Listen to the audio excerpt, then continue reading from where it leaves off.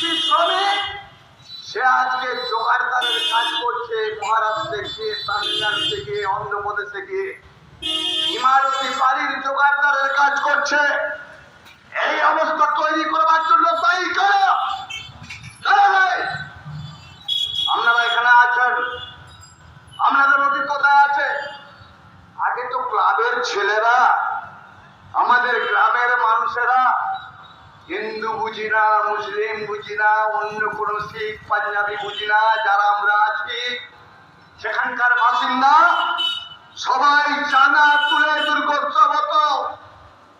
আর সেই দুর্গোৎসবে যা টাকা শুরু হয়েছিল আজকে হয়ে গেল প্রায় 85,000 টাকা। আবার এবারে বোধ হয় 15,000 টাকা বাড়বে।